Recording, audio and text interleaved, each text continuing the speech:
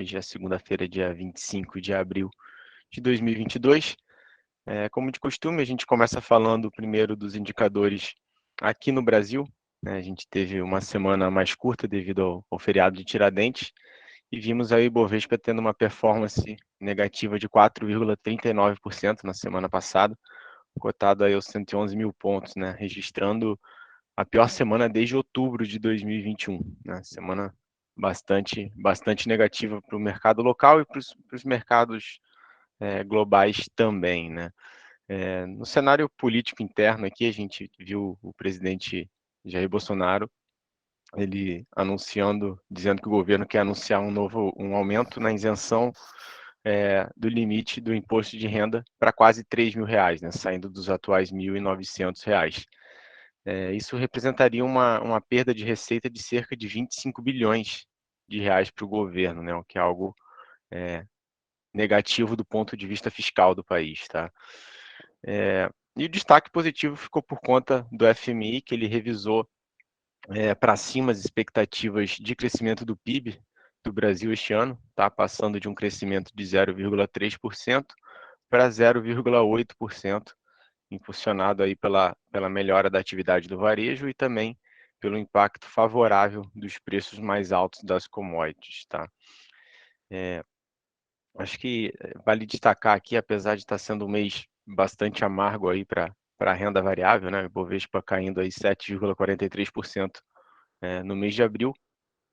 Queria destacar aí a resiliência das carteiras recomendadas, né? A gente vê a performance das carteiras frente aos seus benchmarks de forma bastante positiva, principalmente quando a gente olha no acumulado aí de 2022, né? O Ibovespa no ano agora está em alta aí de 6%, e as duas estratégias correlacionadas com o Ibovespa estão subindo aí mais de 18%, um resultado bastante positivo, tá?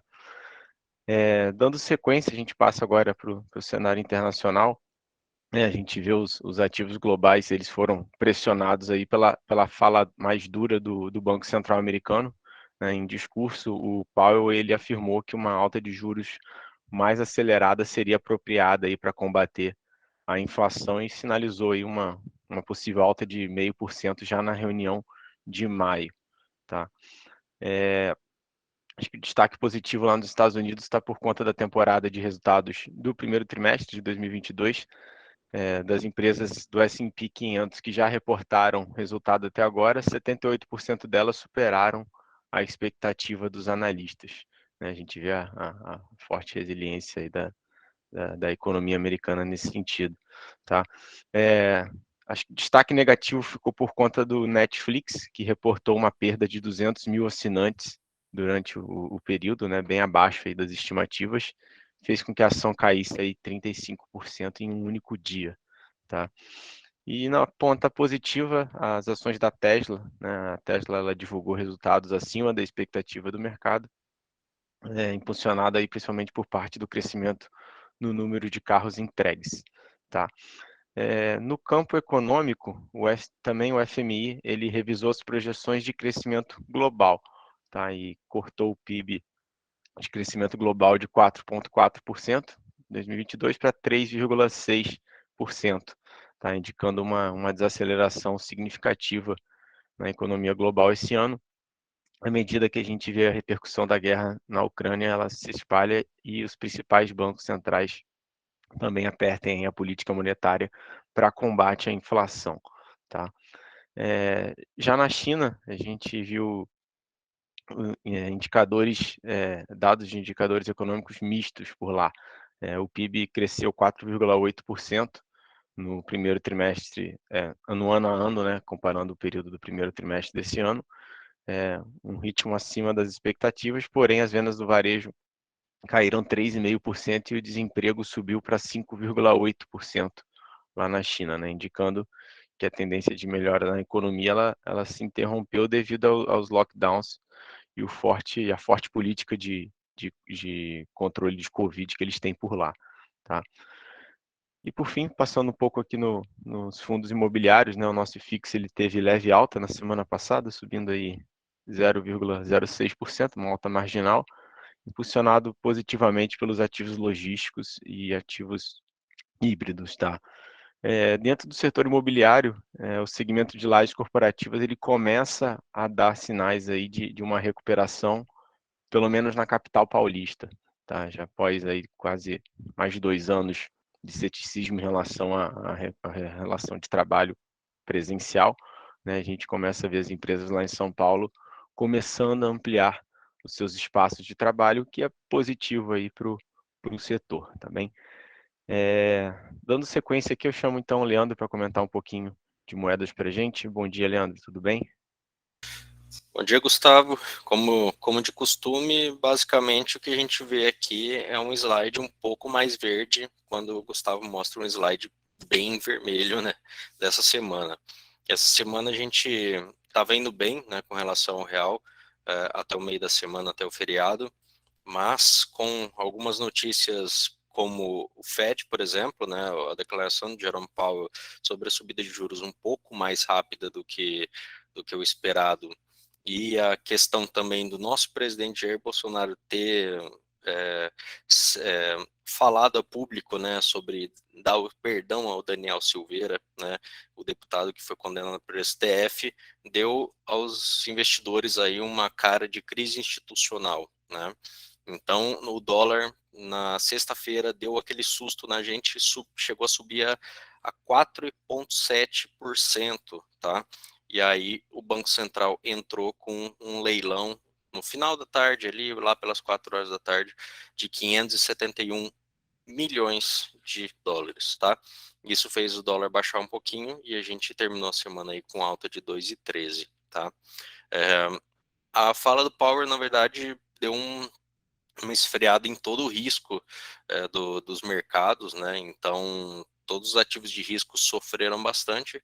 DXY mais uma alta aí em 0,62 e dessa vez nosso Brasil não passou impune, tá? A gente viu uma fala aí do presidente e o Jerome Powell deixando tudo mais estressante por aqui, tá? Vamos aguardar essa semana, né? Tem que desenrolar essas notícias aí sobre essa questão. E, meu Deus do céu, ainda nem começou a eleição, né? Segurem, apertem os cintos. Bitcoin e Ethereum aí com uma baixa mais tímida aí de 0,16, porém Bitcoin voltando aí 39 mil pontos, 39 mil dólares, né? E agora, na verdade, chegando em patamares de 38, 38.500, tá? Analistas ainda temem uma baixa mais significativa, né, por conta dessa resistência que ele perdeu ali em 40, 42 mil pontos, 42 mil dólares, desculpa, mas vamos ver o que vai acontecer, mercado extremamente volátil também, e o Ethereum ainda no aguardo daquelas atualizações que vão mudar bastante aí a dinâmica da moeda para esse ano, beleza? Então, basicamente é isso, né? Eleições vêm aí, então a gente está começando a ver uma pitada do que vem pela frente aí de estresse, então vamos ficar de olho. Nossa moedinha aí na sexta-feira não se deu bem, beleza? Obrigado, gente. Valeu, Leandro, obrigado. Dando sequência, então, chamar o Alípio para comentar um pouquinho das commodities agrícolas. Bom dia, Alípio, tudo bem? Bom dia pessoal. Vamos lá, em relação à soja, ela despencou em Chicago na última semana, com forte influência do mercado financeiro. Os principais contratos chegaram a cair a mais de 30 pontos, né? Isso foi em função dessa sinalização da alta de juros, como o Gustavo comentou e o Leandro também, lá nos Estados Unidos. Isso deixou o dólar mais forte e acaba pressionando as commodities, né? O mercado americano realizou vendas antecipadas de soja, eles atingiram 10 milhões de toneladas. Isso mostra que a China está de olho na soja mais barata para o segundo semestre, o que pode ser ruim para o mercado brasileiro, né? Essa alta forte aí do dólar, ela deixa os produtos americanos menos competitivos daqui para frente, se isso continuar, como o Leandro comentou, com essa volatilidade, né? Que isso acaba sendo um fator de pressão também para as cotações lá em Chicago. Então, é, segundo um analista, como que funciona, né? À medida que o dólar fica forte, o Brasil vende grãos, os Estados Unidos não e Chicago cai, tá? Isso foi lá fora. Aqui no mercado brasileiro, a gente sentiu uma alta, né, de 2,01 na semana, negociada a 37 dólares a saca. Alguns pontos de atenção, a safra 2022-23 dos Estados Unidos, O clima lá é um ponto de atenção muito forte a partir de agora para o mercado de grãos. Existe uma ansiedade muito grande sobre o tamanho da oferta aí norte-americana que deve chegar ao mercado, né? As chuvas previstas para abril e maio, elas são positivas, mas existe uma preocupação em relação ao mês de julho e agosto, né? As temperaturas podem subir ainda mais, pode haver menos chuvas e isso trazer preocupações aí para o mercado. Então, um ponto de atenção. Outro ponto é o mercado brasileiro, né? Que a soja brasileira, ela começa a ficar mais cara e os compradores, até mesmo a China, né, estão comprando em outros lugares até então, principalmente dos Estados Unidos, e os Estados Unidos já fizeram o seu programa de exportação e o Brasil ainda não. Então, temos duas barreiras, né? Primeiro que o produtor não quer vender, porque ele vendeu no ano passado a 90, a 110 e viu soja bater 170, e também a China não quer comprar mais barata, né? Então, esses são os dois fatores que trazem o trade para o mercado. Então, o produtor rural que tiver na dúvida, ele tem que aproveitar para fazer as suas travas, suas operações em bolsa.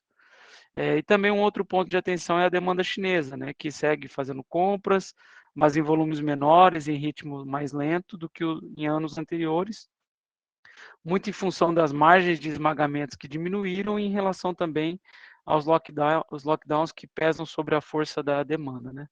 Já em relação ao milho, tivemos uma alta de 4,37 na semana, negociada R$ 92,38.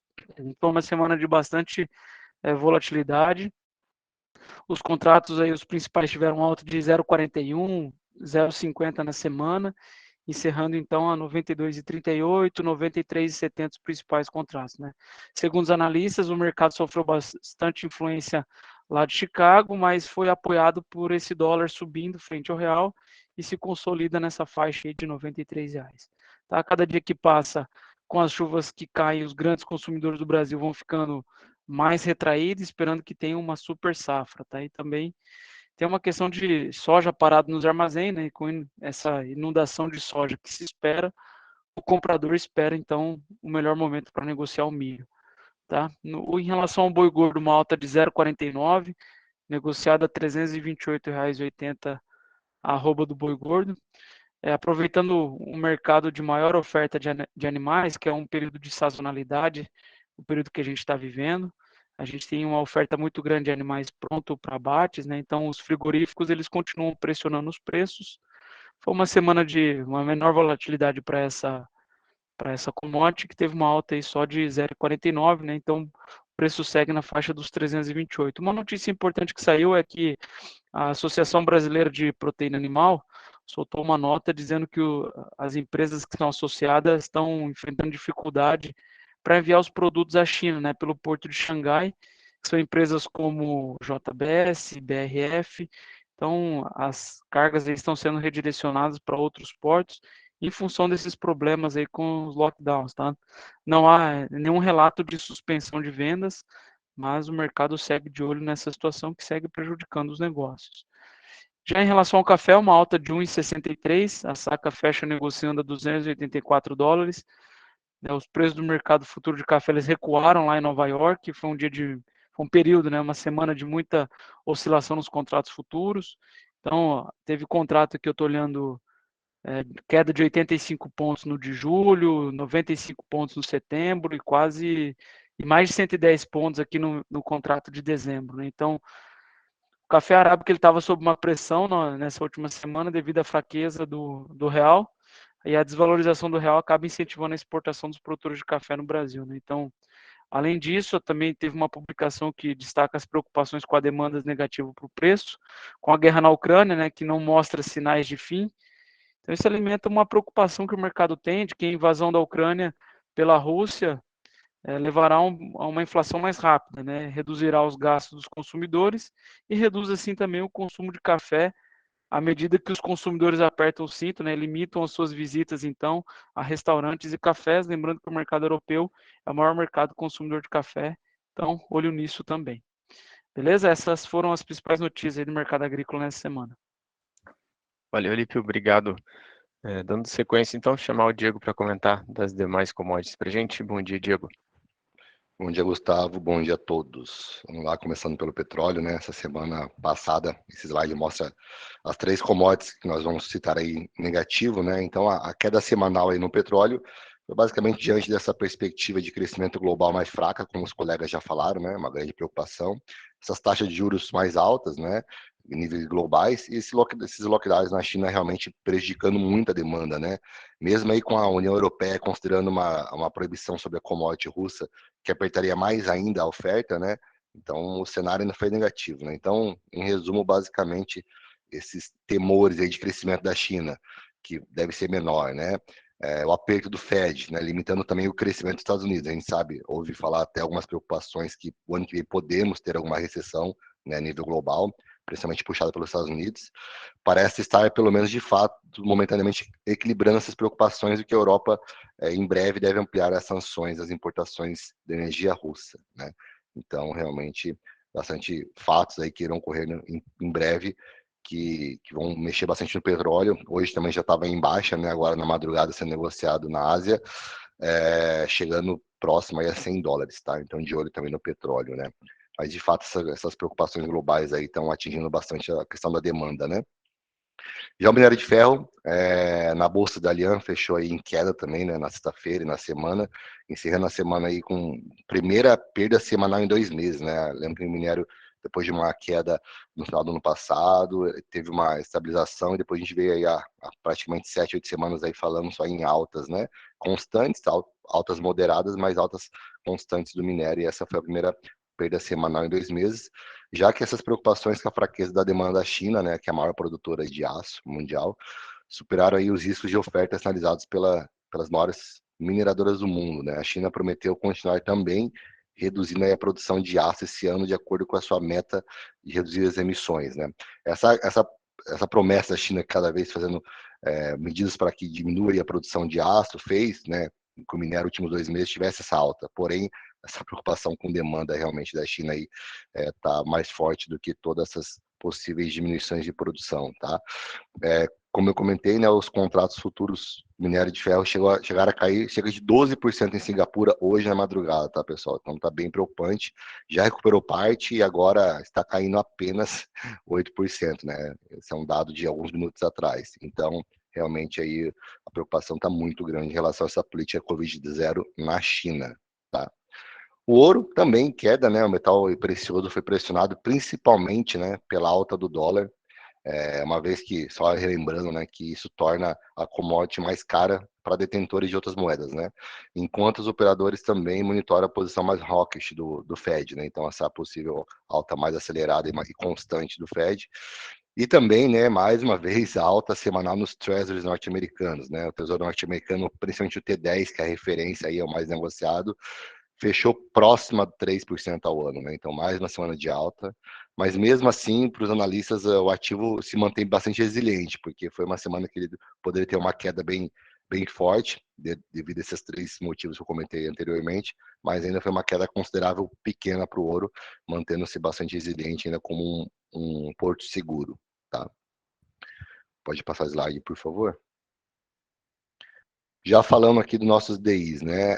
Os juros futuros encerraram a semana em queda na ponta curta, como fica claro no slide, né? Uma queda relativa, e devido a esses ajustes e expectativas em torno da próxima reunião do Copom, né? E já na alta, né, nos vencimentos mais longos, basicamente aí em linha com o movimento global de aversão a risco, né? E a semana também foi marcada por um novo aumento nos prêmios dos títulos do Tesouro Selic, né? Nossas LFTs, levando a nova desvalorização do título, né? Então, uma semana que a Tesouro Selic também performou negativo, né? Então, isso chama bastante a atenção, tá? Já falando então em relação à divulgação dos dados econômicos, né? No exterior é esperada a divulgação da inflação medida pelos Estados Unidos, que é o PCI, né? Digamos assim, a principal medida de inflação norte-americana, né, a mais utilizada aí, pelo Banco Central norte-americano, indicador de preços preferido pelo Fed, né?